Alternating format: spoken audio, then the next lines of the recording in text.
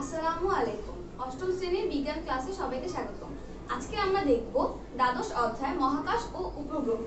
পর্ব 2 এ আমরা দেখব পাঠ 3 থেকে 7। এর মধ্যে প্রথম যে টপিকটা আছে সেটা হচ্ছে আমাদের প্রাকৃতিক গ্রহ ও উপগ্রহ। এতক্ষণ আমরা লাস্ট পর্বতে বা লাস্ট পাঠে আমরা পড়েছি যে মহাকাশ, মহাবিশ্ব এগুলো কি, এগুলোর মধ্যে কি কি অন্তর্ভুক্ত। গ্রহ, নক্ষত্র, ছায়াপথ অথবা গ্যালাক্সি সবগুলো কি এই যে আমাদের মহাবিশ্ব বা মহাকাশের মধ্যে বিদ্যমান। তো এই যে গ্রহ উপগ্রহ সেটাও কিন্তু কি অবশ্যই এটার মধ্যে থাকে। প্রাকৃতিকভাবে গ্রহ উপগ্রহ বলতে যেগুলো প্রকৃতির থেকে সৃষ্টি, মানে নিজেরাই সৃষ্টি হয়েছে, তারাই কি প্রাকৃতিক গ্রহ এবং উপগ্রহ। তো আমরা দেখেছি যে সৌরজগৎ, আমরা যে গ্যালাক্সিতে থাকতেছি সেটা কি ছায়াপথ বা মিল্কি ওয়ে। এর মধ্যে সৌরজগৎটা হচ্ছে সূর্য এবং তার যে পরিবারটা নিয়ে আসে সেটাই আমাদের সৌরজগৎ। সূর্যের মধ্যে সূর্য ছাড়াও বিভিন্ন গ্রহ বিদ্যমান। এই যে বিভিন্ন গ্রহ, তার পরিবার বলতে কিন্তু বিভিন্ন গ্রহ, নক্ষত্র ইত্যাদিকে বোঝাচ্ছে, ঠিক আছে। তো গ্রহ হচ্ছে গিয়ে যেগুলোকে কি সূর্যকে প্রদক্ষিণ করে ঘূর্ণায়মান, তারাই হচ্ছে কি গ্রহ। সৌরজগতের মধ্যে 8টি গ্রহ বিদ্যমান বর্তমানে। মাঝে হচ্ছে কি একটা 9টি গ্রহ ছিল যেটা প্লুটো, যেটা বাদ দিয়ে দেওয়া হয়েছে।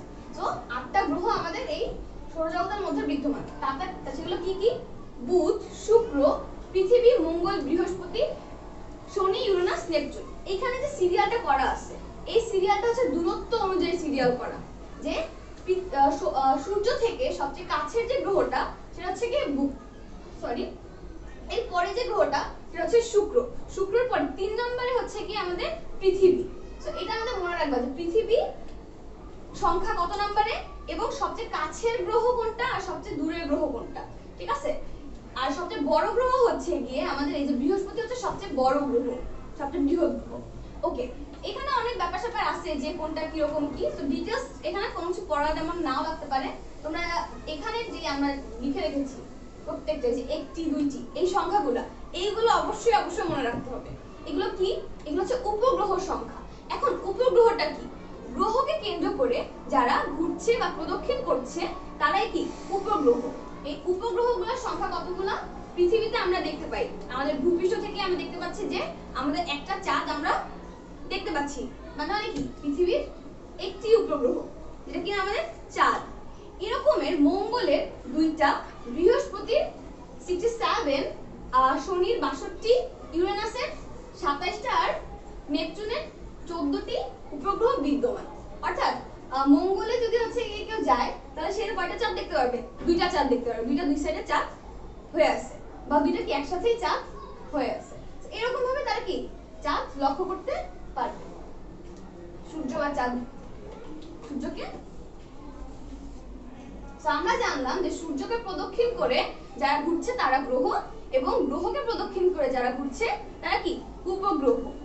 এখন এই যে প্রাকৃতিক গ্রহ বা উপগ্রহ, এই যে এটা সৃষ্টি, আমরা মহাকাশ যখন সৃষ্টি বা মহাবিশ্ব সৃষ্টি নিয়ে যখন পড়লাম তখন দেখলাম যে বিগ ব্যাং তত্ত্ব দিয়ে এটাকে কি বিশেষিত করা হচ্ছে। বিগ ব্যাং তত্ত্ব কি সবাই মেনে নিচ্ছে।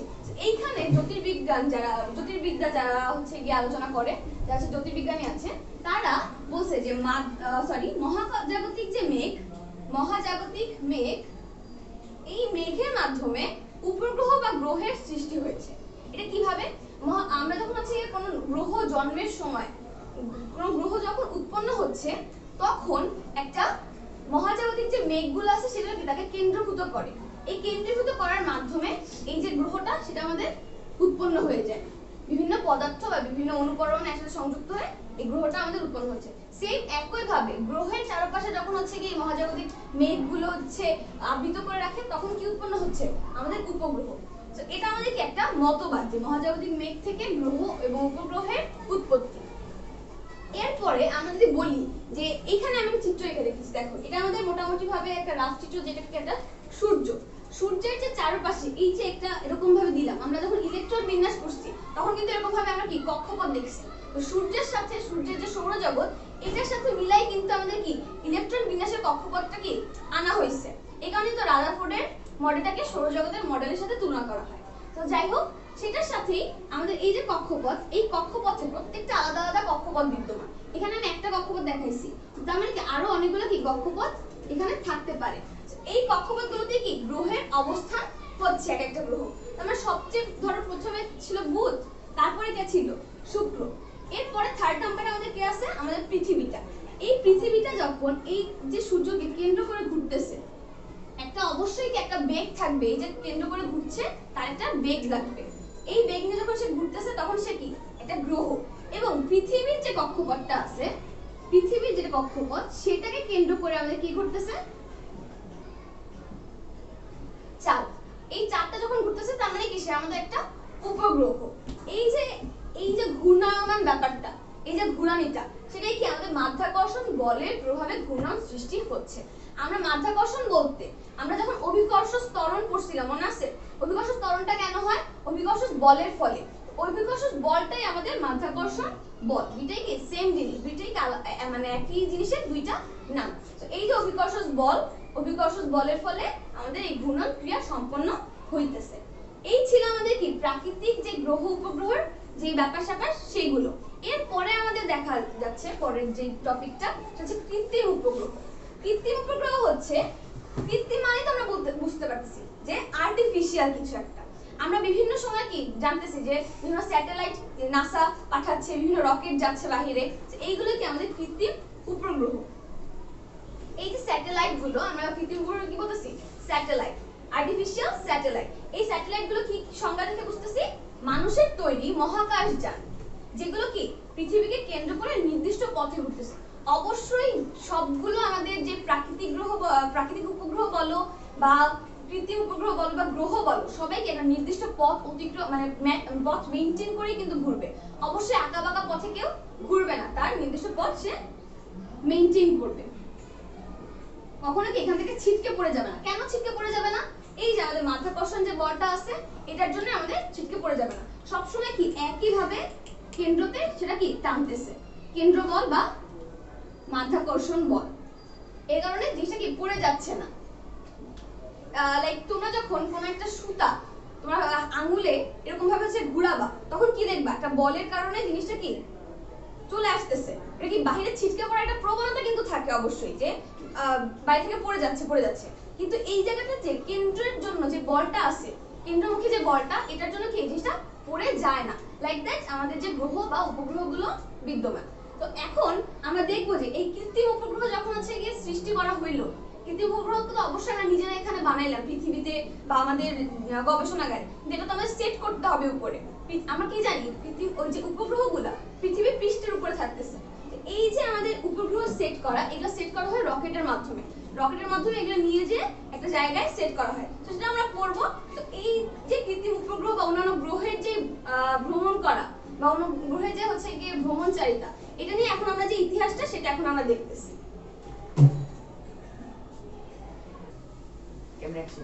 সো মহাকাশ যাত্রার যে ইতিহাসের ব্যাপারটা সেটা হচ্ছে মানুষজন কি করতেছে, একদম যখন তারা সম্পর্কে জানতে পারছে মহাবিশ্ব, মহাকাশ, গ্যালাক্সি ইত্যাদি সম্পর্কে, তারপরে তারা বিভিন্ন আর্টিফিশিয়াল ভাবে স্যাটেলাইট তৈরি করছে। এবং স্যাটেলাইট তৈরি করার মাধ্যমে এগুলো তারা কি মহাকাশে বিচরণ করার জন্য একটা ওয়ে খুঁজতে শুরু করলো। তো সেটাই শুরু হয়েছিল 1957 সালে। তার মানে কি এখন বেশি কিন্তু তাড়াতাড়ি কিন্তু শুরু করে না, আমাদের মাত্র কম, ইতিহাসটা কিন্তু কি অনেক কমই বলা যায়। তো সেখান থেকে আমরা দেখতে পাচ্ছি যে মহাকাশ শুরুর ইতিহাসের মধ্যে প্রথম যেই স্যাটেলাইটটা আমাদের প্রেরণ করা হয়েছিল মহাকাশে, সেটা কি স্পুটনিক 1, যেটা কত সালে 1957 সালের 4 অক্টোবর। এটা কারা করছিল? সোভিয়েত ইউনিয়ন এই সর্বপ্রথম এই স্টেপটা নিয়েছিল। তো প্রত্যেকটা আমি যে এখানে চারটা লিখলাম, এই চারটা প্রত্যেকটা জিনিস তোমাদের মনে রাখতে হবে। এগুলো এমসিকিউ এ মানে অবশ্যই অনেক বেশি জরুরি।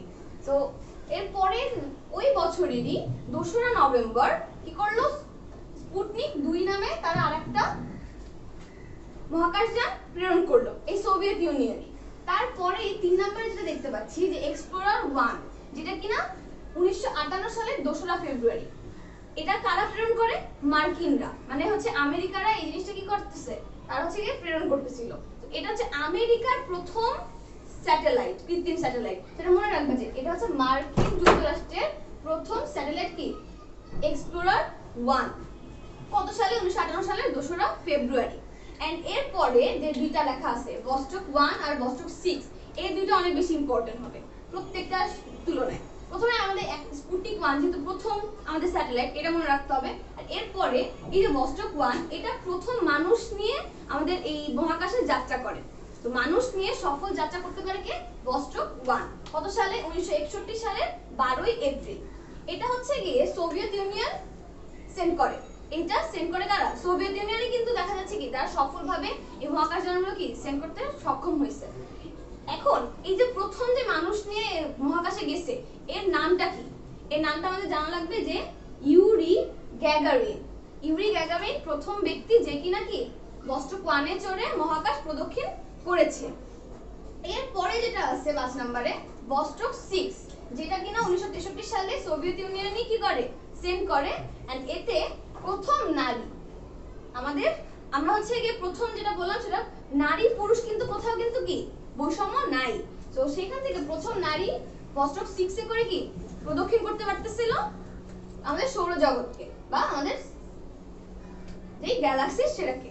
এরপরে যেটা আছে সেটা হচ্ছে গিয়ে ইন্টারসেট, ল্যান্ডসেট আর হচ্ছে গিয়ে অ্যাপোলো সয়েজ টেস্ট প্রজেক্ট। এই যে তিনটার জন্য প্রত্যেকটা আলাদা আলাদা সাল আছে এবং এটাতে হচ্ছে কি বিশেষ কিছু কাজের জন্য এদেরকে সেন্ড করা হয়েছে। যেমন 1 বাণিজ্যিক ব্যবহার, 2 রিমোট সেন্সিং আর 3 হচ্ছে আন্তর্জাতিক যোগসূত্র। তার মানে ইন্টেলসেট যেটা আছে, ইন্টেলসেট 1 1965 এ সেন্ড করা হয়। সেটা কি করা হচ্ছে? বাণিজ্যিক ব্যবহারের জন্য বিভিন্ন ব্যবসার যে কাজ সেটাতে এটা ইউজ করা হচ্ছে। ল্যান্ডসেট 1 1972 সালে, এটা কি রিমোট সেন্সিং মানে দূরবর্তী জায়গা। এখানে রিমোট মানে কিন্তু টিভি রিমোট বা এসি রিমোট না, ওকে? রিমোট মানে হচ্ছে দূরবর্তী জায়গার যে সেন্সিংটা, জায়গার যে অবস্থার পরিবর্তন বা সবকিছু সেগুলো নিয়ে কি এটা ল্যান্ডসেট ইউজ করা হচ্ছে। এন্ড এরপরে 1975 সালে অ্যাপোলো সয়েজ টেস্ট প্রজেক্টটা কি আন্তর্জাতিক যোগসূত্র মানে আন্তর্জাতিক বিভিন্ন এক দেশের সাথে আরেক দেশের যে কানেকশনটা সেটা ঠিক করতে কে ইউজ করতেছে? এই যে আমাদের অ্যাপোলো সয়েজ টেস্ট প্রজেক্টটা। এই ছিল হচ্ছে তোমাদের মহাকাশ যাত্রার যে ইতিহাসটা এই পর্যন্তই। এখন আমরা দেখব যে মহাকাশের যাত্রায় যে আমাদের এই বিভিন্ন স্যাটেলাইটগুলো সেন্ড করা হয়েছে, এই স্যাটেলাইটগুলোকে কিভাবে আসলে পাঠানো হচ্ছে। এখন আমরা দেখব যে কৃত্রিম যে উপগ্রহগুলো দেখলাম সেগুলো কক্ষপথে কিভাবে ভ্রমণ করতেছে বা এগুলোকে কিভাবে স্থাপন করছে। আর আমরা জানি পৃথিবীর কি একটাই প্রাকৃতিক উপগ্রহ বিদ্যমান, সেটা হচ্ছে চাঁদ।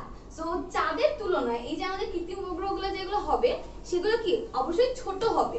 এন্ড প্রত্যেকটা, আমি আগে বললাম যে প্রত্যেকটা উপগ্রহ একটা নির্দিষ্ট বেগ নিয়ে সে ভ্রমণ করে। তো এখানে বেগ তোমাদের বইতে দ্রুতি বলা আছে। তো বেগ আর দ্রুতি সেম জিনিস, বেগের শুধু দিক আছে আর দ্রুতির কি দিক নাই। তো ভেক্টর রাশি স্কেলার রাশি হিসেবে আলাদাভাবে করা হয় এটাকে।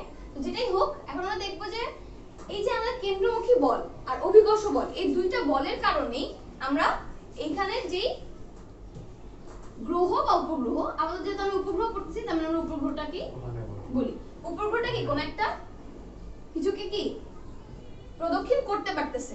আমরা সুতার যে উদাহরণটা দিলাম একদম প্রথমেই, যে সুতার জন্য কি ঘুরে পড়ে যাবে।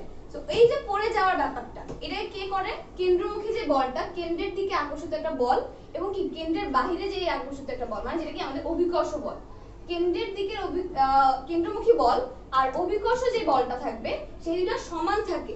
এই দুটো সমান থাকার ফলে তুমি যখন এক সাইডে, তোমরা রশি খেলা যদি দেখে থাকো যে এক সাইডে একটা আমাদের একটা পয়েন্ট থাকে, সেখান থেকে কি 10 জন মানুষ এদিকে টানে, 10 জন মানুষ এদিকে টানে। তো একই হাইট, একই উচ্চতা, একই দিকে যদি বল হয় তাহলে এখানে তারা 10 নিউটন বল দিচ্ছে, এখানে তারা 10 নিউটন বল দেয়, তাহলে কি জিনিসটা স্থির থাকে, রাইট? তো সেইখান থেকে এই জিনিসটা কি স্থির থাকতে পারতেছে এবং তার যে নির্দিষ্ট একটা বেগ থাকে সেই বেগটা দিয়ে সে কি প্রদক্ষিণ করতে পারতেছে। এইভাবে প্রত্যেকটা কৃত্রিম উপগ্রহ বা নরমাল যে আমাদের প্রাকৃতিক উপগ্রহগুলো সেগুলো কি পৃথিবীকে বা কোনো গ্রহকে প্রদক্ষিণ করে। এইখানে একটা ব্যাপার বলা আছে যে আমরা জানি কৃত্রিম উপগ্রহটাকে কিভাবে নেব, কিভাবে আমরা সেন্ড করব ওই জায়গাটাতে, তাই না? এখানে বলছে যে পৃথিবী থেকে প্রায় 250 কিলোমিটার উপরে তুলে পৃথিবীর পৃষ্ঠের সমান্তরালে 8 কিলোমিটার পার সেকেন্ড বেগ যদি আমরা দিতে পারি কোন একটা কৃত্রিম উপগ্রহকে, তাইলে কি সেটা সুন্দরভাবে স্থিরভাবে কি চলতে পারবে, মানে ঘূর্ণনশীল হইতে পারবে। এখন আমাদের পৃথিবী পৃষ্ঠ থেকে 250 কিলোমিটার কিন্তু অনেক উপরে এবং এই বেগে এটার উপরে নিতে গেলে এখান থেকে ধরো এটা আমাদের পৃথিবী পৃষ্ঠ, এখান থেকে যখন আমরা নিতে যাব এই জায়গাটা থেকে অবশ্যই বায়ু স্তর থাকবে। বায়ুস্তরের সাথে কি ঘর্ষণ হবে। তো উপরে যত দূর যাওয়া যায় ঘর্ষণ ক্রিয়ার মানটাও কি বাড়তে থাকে। কারণ কি আমরা হচ্ছে কি আমাদের এইগুলো এরকমের থাকে, যেটা কি নিম্নমুখী, অভিকর্ষ ত্বরণটা কি নিম্নমুখী। এটার বিপরীতে যখন আমরা ক্রিয়া করব তখন কি আমাদের আরো বেশি বল দিতে হবে, ঘর্ষণটা কি অনেক বেড়ে যাবে। দ্যাটস ওয়াই এইখানে কখনো এইভাবে নিয়ে যাওয়া সম্ভব হয় না, যে এভাবে আমরা 200 কিলোমিটার উপরে নিয়ে আমরা এইভাবে লিখে দিচ্ছি, ওটাকে আমরা 200 কিলোমিটার পর্যন্ত পাঠাচ্ছি। সো কৃত্রিম উপগ্রহটা কি ধ্বংস হয়ে যায়। দ্যাটস ওয়াই এটাকে কি করা হয়, রকেট দিয়ে, তোমাদের বইতে বলা আছে যে 3টা রকেট দিয়ে, অনেক অনেক সময় দেখা যায় যে আরো বেশি রকেটও ইউজ করা হয়। রকেট ইউজ করে তাদেরকে অনেক বেশি উপরে নিয়ে যাওয়া হয়, যেহেতু রকেটের বেগ কি অনেক বেশি থাকে। তারপরে পৃথিবীর সমান্তরাল পৃষ্ঠে, এটা যদি পৃথিবী হয় এই পৃথিবীর সমান্তরাল পৃষ্ঠে এটাকে আস্তে করে ছেড়ে দেওয়া হয়, যেটা আমাদের এখানে বলা আছে যে পৃথিবীর থেকে 250 কিলোমিটার উপরে রেখে তারপর পৃথিবীর সমান্তরালে 8 কিলোমিটার, মানে প্রতি সেকেন্ডে তার বেগ কতটুকু হবে, সে কতটুকু অতিক্রম করবে জায়গা। এই যে আমাদের স্যাটেলাইটটা যেটাই বলো, এই নীলটা বা কালোটা, সে 8 কিলোমিটার পার সেকেন্ড বেগে চলবে। এইভাবেই আমাদের কৃত্রিম উপগ্রহগুলো কি শুধুমাত্র তাদের ভ্রমণ ক্রিয়া সম্পন্ন করতে পারতেছে। এইখানে কৃত্রিম উপগ্রহের অবশ্যই ব্যবহার আছে। এই কৃত্রিম উপগ্রহ আমরা কি কি ক্ষেত্রে ব্যবহার করি, যোগাযোগ, আবহাওয়া, পৃথিবী পর্যবেক্ষণ, সামরিক গোয়েন্দা, নৌ পরিবহন, তারপর হচ্ছে কি জ্যোতির্বিদ্যা বিষয়, অর্থাৎ স্পেস রিলেটেড যে পড়াশোনা আছে কসমোলজি, এটাকে আমরা হচ্ছে জ্যোতির্বিদ্যা বলে বাংলা। এইখানে যে পড়াশোনাগুলো এগুলোতে কি এই স্যাটেলাইটগুলো ইউজ করা হয়। এই স্যাটেলাইটগুলো ব্যবহার করে কি আমরা দেখতে পাচ্ছি যে কোথায় কোন নক্ষত্র আছে বা কোথায় কোন গ্রহ উপগ্রহের চলাচল বিদ্যমান।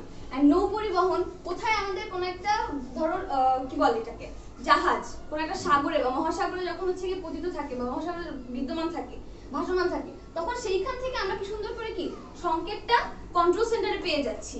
সো এই যে কন্ট্রোলটা পাবো, এটা কি প্রথমে আমাদের স্যাটেলাইট সেটাকে ধারণ করে, স্যাটেলাইটটা ধারণ করার পরে সে আবার কন্ট্রোল সেন্টারে পাঠায়।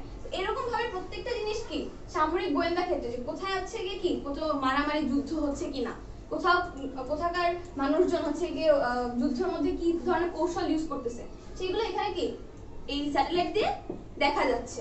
পৃথিবী পর্যবেক্ষণ, পৃথিবীর কোথায় কি অবস্থা, পৃথিবীর কোথাও কি হচ্ছে গিয়ে আগুন লাগতেছে কিনা, পৃথিবীর কোথাও কি হচ্ছে গিয়ে বন্যা হচ্ছে কিনা, এই সব খবরাখবর যেগুলো সেগুলো কি কৃত্রিম উপগ্রহ দিয়ে কি ইউজ করা হচ্ছে। সো লাস্টলি আমাদের দুটো টপিক, যোগাযোগ, আবহাওয়া, এদের তো আমরা বুঝতেই পারতেছি যে যোগাযোগের ক্ষেত্রে আমরা এখানে আসি বাংলাদেশ থেকে, আমরা আমেরিকায় কি কল করতে পারতেছি। এই কলটা কিভাবে আসতেছে, কলটা আসতেছে সুন্দর মতো আমাদের এখান থেকে সিগন্যাল কিসে যাচ্ছে, আর স্যাটেলাইট সে গ্রহণ করতেছে, তারপর স্যাটেলাইট সেটা কি আরেকটা দেশে সিগন্যাল দিয়ে এরকম সিগন্যাল ওয়াইজ প্রত্যেকটা পাঠাচ্ছে।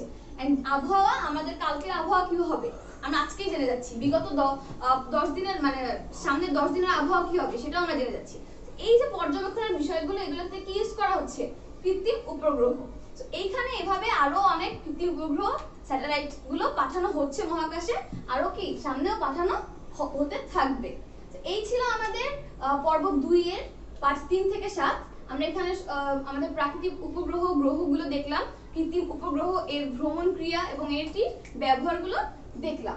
এই ছিল আমাদের আজকের পাঠ, আজকের পড়াশোনা মহাকাশ উপগ্রহের। সবাইকে আল্লাহ হাফেজ জানিয়ে শেষ করছি।